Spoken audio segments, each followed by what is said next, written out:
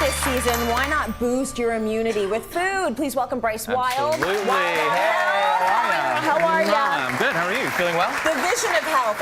I actually am feeling Back at you. well. Good. I got my flu shot. I feel ready to take on. Meanwhile, by the time this airs, I'll be completely sick. No, don't say that. I feel ready to take on the season, but there are certain things you can do actually all the time that are really going to boost your immunity so that you don't fall prey to all of the things, the germs, the things that can happen this time of year. Absolutely. So let's first talk about what your immune system is. Yeah, let's do that. And let's start actually with keeping hydrated. The simplest thing you can do to actually keep your skin intact, the largest organ in your body. Everybody. Keep the water going. And tea is an equivalent too, herbal tea. So anything that hydrates you, that hydrates your skin. See, the second your skin dries out and cracks is the second your frontline immune barrier breaks down, allowing viruses and bacteria to get in. Okay, whether that's the eyes or the nose. So stop picking your nose. All right, and the sneeze sleeve. I know that's really important as well. Yes. Washing the hands. All this rhetoric is really important, but keeping the skin intact. So your essential fatty acids that come from fish. Great idea. Here's a little tip as well. You know, we're working out to keep healthy. Another lifestyle tip. So we're exercising in the gym. Guess what? It's a petri dish in there. You know, people that are sick and or about to get sick. And here's really interesting. Research has just revealed that when we're working out really intensely, and we should be, after about half an hour, our immune system plummets. I agree. I can see that. I can feel it in the gym. Everyone has a drippy nose. Well, and as soon as your immune system plummets when you've been working out hard and you've been touching everything and you do one of these, you're in for it, right?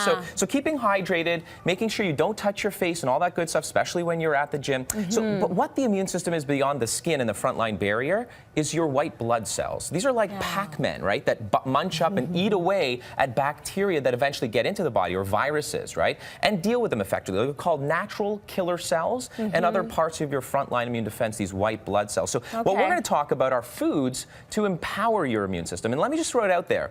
Just because you get sick is not a definition of how healthy you are. Okay. So the epitome of health is not whether you get sick. The epitome of health is how quickly you recover. And a lot of these foods can actually expedite and help you recover faster as well. And should you be having these foods all the time, or should you just have them when you need them, you're sick? And I'm suggesting have these foods all the time. You know, epidemiologically, we could talk to Vikram and a number of the other chefs that showcase on the show on a regular basis that, you know, some of these things that come out of the East, like spices, for example, which I'm not talking about necessarily.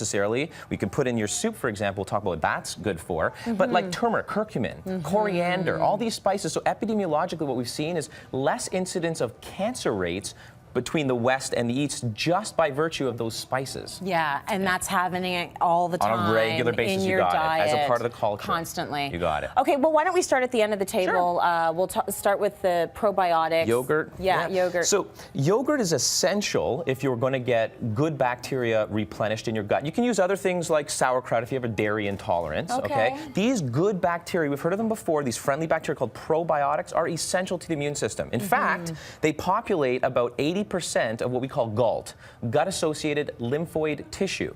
Without the right balance there, you're not healthy. And I want to underscore, if you are taking antibiotics, you can't rely on yogurt to get the right amount. So I love these guys here, Up4, and this is manufactured by a company called UAS that actually makes sure you have the therapeutic strain of the right amount of bacteria, so that if you have to rely on antibiotics, you take this to replenish. Otherwise, to maintain, you'll take your yogurt or sauerkraut or other fermented foods. Okay, and does it matter the yogurt that you're using?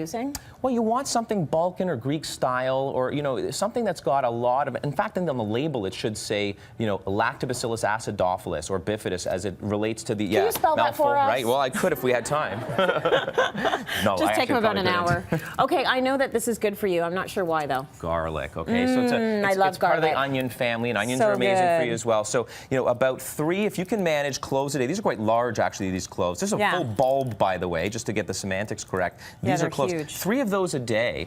We now know, studies out of the UK. 3 bulbs a day. 3 or cloves. 3 cloves a day. Yeah, 3 cloves a day. When you crush this, you're releasing a constituent called allicin. Okay. And alliin and allicin are very antimicrobial. So they don't necessarily boost white blood cell count, but if you are sick or have an upper respiratory infection, or even want to prevent this, more garlic in your diet will actually keep these microbes, viral and bacterial, at bay. Good studies in the UK just revealed this. That's good. That is very good news. Absolutely. Let's talk about this. This tea? Green tea, black tea, whether it's oolong or white tea, it's all a part of the Camellia sinensis family. And what we now know, studies out of Asia and the East, is that drinking more of this is actually going to boost interferon.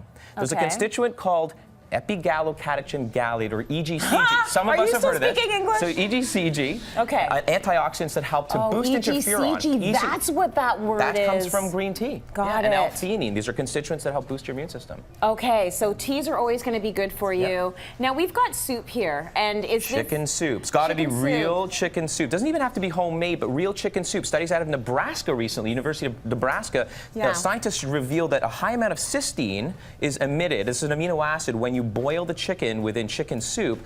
And N-acetylcysteine has been long used in mainstream medicine to thin mucus and actually help with upper respiratory infections. So it really helps. There's real science behind that chicken noodle soup beyond what you might feel in terms of comfort or placebo when mom or grandma's making it. It's thinning your mucus. It's thinning the mucus That's out. what you need when you're all stuffed up. More Asian mushrooms. You know, there's something called AHCC, or active hexose complex compounds, in here. So the research around this is to boost natural killer cells. You heard me talk about that, and creation of white blood cells, along with even Brazil nuts for the selenium. So selenium is so important, and it's something that a lot of us are not getting a lot of. So one or two Brazil nuts will do it for you every day. Zinc from pumpkin seeds, that's all you need. And even beta-glucans from oats. That'll help you as well. So fiber is a big one, Fiber and if you have all of these things constantly, you're going to have that strong immune system. More you healthy. will bounce back quickly if you do get ill. Bingo. Right?